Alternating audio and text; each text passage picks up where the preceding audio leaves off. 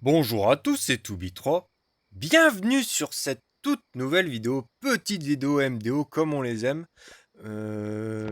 Vidéo qui concerne les PK parce que là j'ai fait 5 attaques en PK et puis 5 perfs, donc ça c'est impeccable avec des variantes un petit peu intéressante. Donc là, on est parti directement sur la première attaque et on peut voir qu'il n'y a pas de, il y a pas de lance-lave. Et ça, c'est un petit peu perturbant parce que moi qui aime bien utiliser les charrettes à canon et je suis pas le seul, et Dieu sait que je suis pas le seul sur Terre, et ben du coup, c'est un peu perturbant parce que certes, ça va être facile de passer en charrette sur le premier stage, mais sauf que le second stage, il y aura le lance-lave et ça c'est très embêtant. C'est pour ça que j'attaque en PK.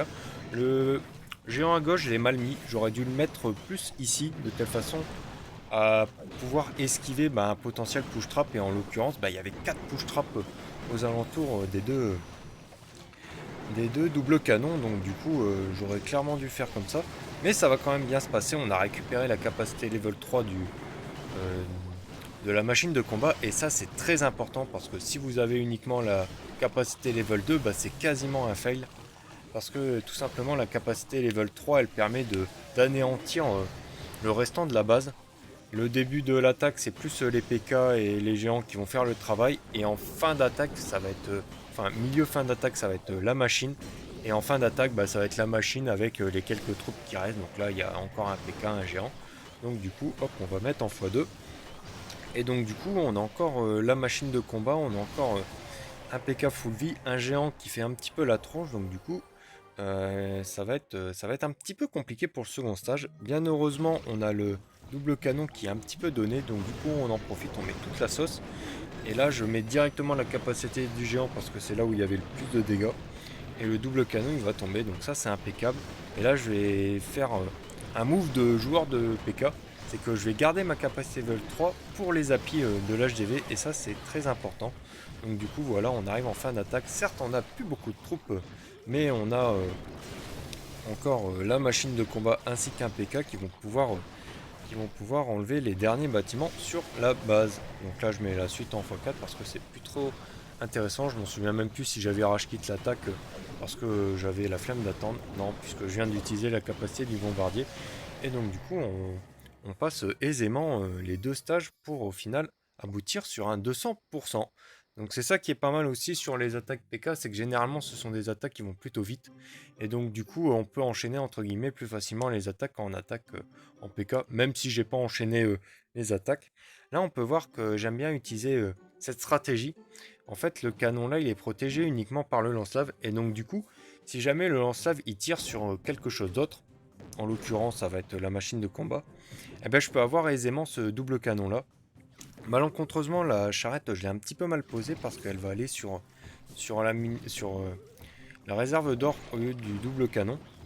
Et donc du coup ça va être un peu dommageable. Là j'aurais dû très clairement l'avancer, mais j'étais sur la droite du village avec le bombardier, où j'ai activé directement sa capacité pour pouvoir recharger plus facilement une deuxième capacité. Hop, là j'envoie direct la sauce. Et c'est une stratégie que j'aime bien, la charrette, tout simplement parce qu'en fait, euh, les joueurs, les défenseurs, ils vont chercher à bait les charrettes, mais surtout les charrettes, comment dire, les attaques avec charrette bébé dragon. Donc deux charrettes et quatre bébés dragons, une compo que j'affectionne tout particulièrement. Et donc du coup mettre une charrette ici c'est un peu contre-intuitif parce qu'elle peut pas prendre énormément de bâtiments. On serait mieux à mettre une charrette à gauche ou en haut pour enlever des bâtiments avec beaucoup de DPS.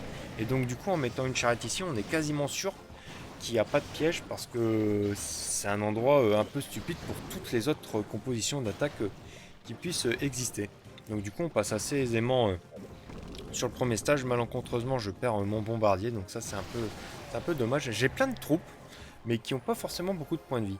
Et donc du coup là je vais partir, je vais avoir une idée sur le second stage, c'est d'avoir ces deux pétards avec les dernières troupes que j'ai sur le premier stage, et je vais partir en aérien. Et ça c'est vraiment, si vous jouez PK, c'est vraiment quelque chose qu'il faut avoir dans son arsenal, savoir jouer l'aérien sur le second stage, parce que quand vous avez plus beaucoup de troupes, ça peut s'avérer être intéressant. J'ai mis un géant au niveau de la charrette pour voir s'il n'y avait pas une Tesla ou un piège à pousser. Donc du coup là, le plan il se passe à merveille puisque j'ai réussi à avoir les deux pétards avec mes dernières troupes terrestres. Et à noter que ouais, une charrette à canon au second stage, bah, c'est jamais de trop. Là, ça se passe très bien. Malheureusement, j'ai pas eu... enfin, le bébé dragon et la machine volante, ils étaient trop proches l'un de l'autre, mais bon, j'ai encore une charrette, j'ai encore mon hélico qui est mid-live, donc du coup, ça va passer assez tranquillement. Hop, on prend le dernier bâtiment et on solde l'attaque sur un 200%, donc ça, c'est impeccable. Hop, on est parti sur le troisième replay. Donc là, ça va être une attaque traditionnelle PK, puisqu'en fait, les doubles canons, ils sont faciles d'accès. Donc je mets ma charrette dans le coin. Généralement, quand il y a un bâtiment dans un coin, on est content de le prendre avec la machine de combat, tout simplement parce que ça charge sa capacité au level max. Et là, je vais pas tarder à mettre mon bombardier en bas.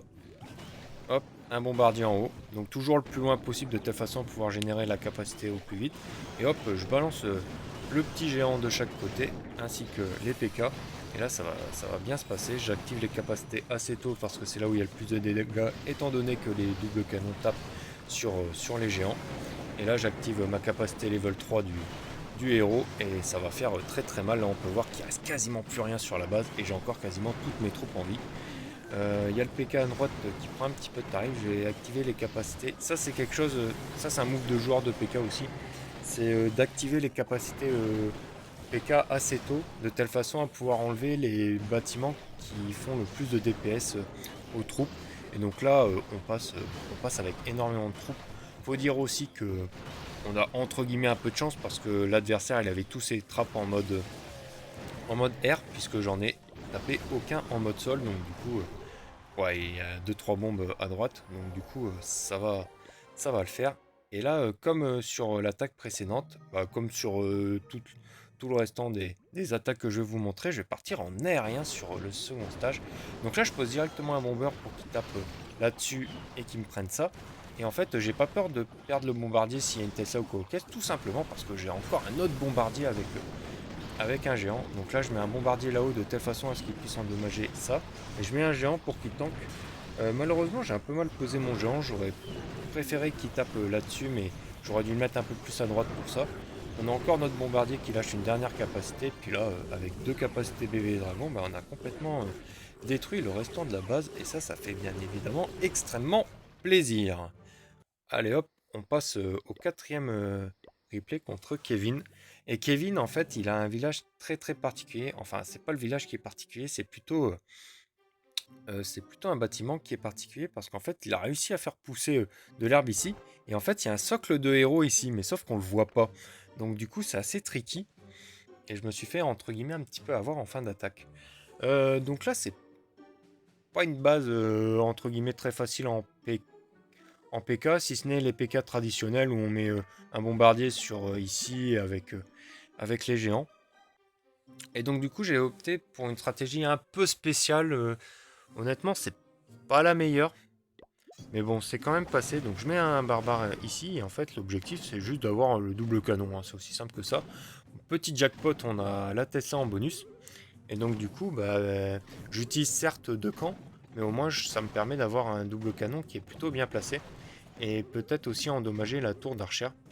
Et donc du coup là je balance ma machine pour qu'elle génère sa capacité au level max. Et là je vais avoir un petit peu de bol. Le géant j'ai mis à droite pour une raison simple.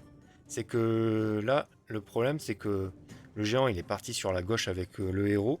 Et en fait le rôtissoir ainsi que le canon géant, ils vont target ensemble à la fois le géant mais aussi le héros terrestre. Et donc du coup ça c'est ce que je voulais absolument pas. Et donc du coup bah, j'ai eu chaud pour avoir la capacité level 3 du héros terrestre. Si j'avais pas la capacité level 3 honnêtement ça aurait été un fail. Et donc du coup là aussi une petite erreur de ma part c'est que j'ai pris 2 PK. Et au final bah, les 2 PK ils ont encore la capacité et surtout ils vont crever comme des idiots. J'aurais été très clairement mieux à avoir un camp de cochons pour pouvoir poser les cochons sur la méga Tesla. Donc là j'ai mis un barbare en haut pour prendre le socle. Et donc du coup on passe au second stage avec bah, plus grand chose. Du coup je pars en aérien puisque de toute façon j'ai pas le choix, j'ai plus de héros terrestres. Et en fait on peut avoir ces deux pétards avec la charrette. Et à l'aide des deux derniers barbares restants je vais pouvoir distraire et attaquer le poste de garde avec bah, mes barbares et aussi avec la charrette. Donc du coup on tombe le poste de garde Et on a un peu le kit main libre pour la partie aérienne. Je balance mon meilleur hélico à gauche donc, pour qu'il puisse générer sa capacité et il va pouvoir bientôt taper directement le pétard. Et donc du coup il n'a pas le temps de mettre énormément de dégâts, donc ça c'est toujours très intéressant. Ça se passe plutôt bien malgré que j'avais pas beaucoup de troupes à la fin du premier stage. Hop, un petit bébé dragon sur l'HDV, capacité, double capacité avec l'hélico. Et donc là en fait ça va plutôt bien se passer, j'avance un petit peu la charrette et là je vais pouvoir avoir ça sans me faire taper par le multimortier. Donc honnêtement ça carry bien l'attaque. Et là je pose mon dernier bébé dragon pour avoir les toutes dernières défenses restantes. Et puis voilà, on passe assez aisément ce second stage avec la machine full vie et deux troupes restantes. Donc ça c'est impeccable. Et une attaque que je viens tout juste de faire. Donc sur une base un peu particulière. Et j'ai envie de dire un peu une erreur de conception de village. Dans le sens où en fait la méga Tessa, bah, elle est gratos. Parce qu'elle n'est pas protégée par le lance-lave. Je rappelle, hein, pour qu'une troupe soit protégée par le lance-lave, il faut qu'elle soit placée. Bah, par exemple, l'arc X, là, je peux pas l'avoir avec des. Si je dis n'importe quoi. L'arc X, là, si jamais je mets des charrettes à gauche, eh ben, je pourrais l'avoir parce que en fait, il est très légèrement décalé sur la gauche par rapport au lance-lave. Euh, pour, euh, pour que l'arc X soit complètement protégé du lance-lave, il aurait fallu qu'il soit un cran sur la droite. Et là, c'est pas le cas. Et puis la tour et la Megatassa, elle, c'est encore pire. Donc du coup, j'ai opté pour une stratégie assez rare où j'utilise des archers en fait avec cette compo. Parce que là, l'objectif, c'est que bah, si jamais il y a un piège à pousser ici quand je vais mettre ma charrette, très honnêtement, je vais être dans une sauce intersidérale. Donc du coup, c'est très important de prendre soit des archers, soit des barbares pour pouvoir tester s'il n'y a pas une Tesla ou un push-trap. Et donc du coup, c'est ce que je vais faire. Et puis, je vais être très étonné de voir qu'il n'y a absolument rien. Donc du coup, bah, bingo, hein, moi je m'en fous, je mets mon archer. Et j'ai pris des archers à la place des barbares pour cette unique raison. C'est pour pouvoir funnel ici, pour prendre ces deux bâtiments de telle façon à ce que mon commando terrestre puisse aller ici tout dégommer. Hop, donc du coup là, la charrette, elle fait un taf colossal. Je mets ma meilleure machine en bas. Et là, j'ai un petit peu mal joué, je pense. Là, je mets mon bombardier. Et là, très important, en fait, mon géant, il allait faire tout le tour. Et donc, du coup, j'active sa capacité de telle façon à pouvoir le rediriger ici. Et là, le double canon, il tape mon, mon héros terrestre. Et c'est pour ça que j'ai activé les capacités des PK assez tôt. Là, j'ai activé la capacité level 3 de la machine. Et donc, du coup, là, bah, ça passe quand même plutôt bien. On a encore un bombardier en vie, la charrette bien évidemment, et un PK. Et aussi un géant. Et on a encore deux archers dans la main, donc ça c'est vraiment impeccable. On a quand même bien roulé sur la base. Et ça c'est quand même, je trouve, un avantage de savoir attaquer en PK, parce qu'en fait, il y a beaucoup plus d'adversaires, surtout à haut niveau, qui vont attaquer en aérien. Et donc du coup, il va y avoir beaucoup plus de bases avec des pièges aériens. Et donc du coup, si jamais tous les traps sont en aérien, bah, du coup c'est la porte ouverte au PK. Et c'est pour ça que c'est une stratégie sympa. Donc du coup là j'ai encore l'option de jouer aérien tout simplement parce que la machine est morte. Du coup je mets un archer ici pour pouvoir poser ma meilleure charrette. Et je vais mettre un archer ici pour voir s'il n'y a pas une Tessa. Et j'active mon meilleur bombardier pour prendre le pétard juste derrière. Pareil, où je viens de voir qu'il y avait un push trap, j'ai pas vu quand j'ai attaqué. Donc là, pareil, là, comment dire, comment ça s'appelle déjà. La charrette va pouvoir prendre elle aussi un pétard et donc du coup, bah là, ça va passer extrêmement large, enfin, extrêmement large. Façon de parler. On a encore bah, deux troupes dans la main, un PK et un géant que je vais déposer à la fin uniquement pour prendre les troupes dans les coins. Donc du coup, on a une stratégie d'attaque très sympathique avec des archers et des géants. Donc j'espère que la vidéo vous aura plu. C'est vrai que j'attaque très rarement en PK.